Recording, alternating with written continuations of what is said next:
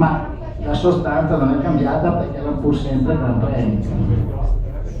Questa macchina fu portata nel 1935, la P3, a 3800 di cilindrata ed erogava circa 330, analoga stava circa sui 400. Ora, con una macchina che aveva 100 rotti cavalli meno delle Mercedes, Nuvolari andò a prenderle, le pressò fino a tanto che Caracciolo la ruppe, restò in testa con Brauchi, però era in crisi di gomme e non poteva fermarsi perché non aveva margine. Nuvolari in questo l'aveva capito, il disco con l'inno e neanche la bandiera italiana. Ci pensò Nuvolari, mandò uno dei meccanici ai box e guarda, nella mia valigetta c'è il disco, 33 giri e c'è la bandiera, salvando la faccia all'organizzazione tedesca, a giocare bene, se no figuraccia mondiale. A quel Gran Premio, si dice, assistevano circa da 200 a 300 mila persone, non so se mi spiego, esattamente come oggi.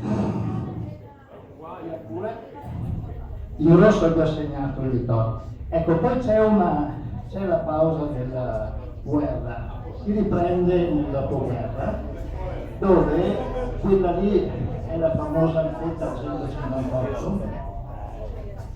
Quello non c'entra, è solo perché ho trovato una bella foto, e quello lì è Gian Giuseppe Farina. In realtà con quella stessa macchina Fangio nel 51, il 21 luglio, arrivò secondo al Nürburgring, questo è già anche un importante risultato.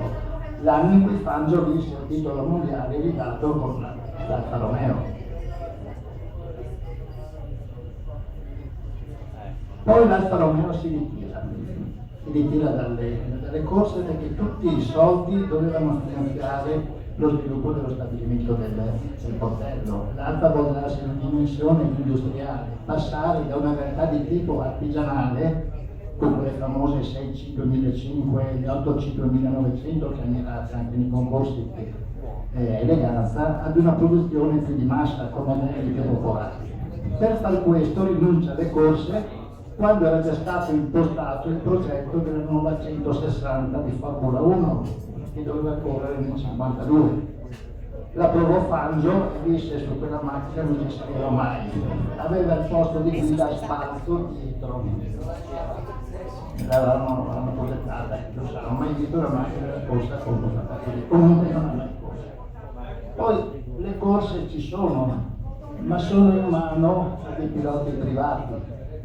Quando l'Alfa decide, diciamo superata questa fase di industrializzazione, arrivata già con i modelli Giulia negli anni 60, decide di correre, lo fa, ma in modo decentrato.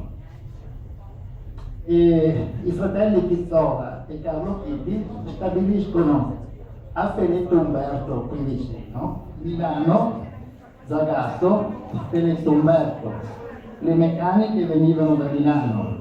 Il progetto del telaio tubolare, la TZ2, telaio tubolare, il disegno della carrozzeria di Ercole Spada.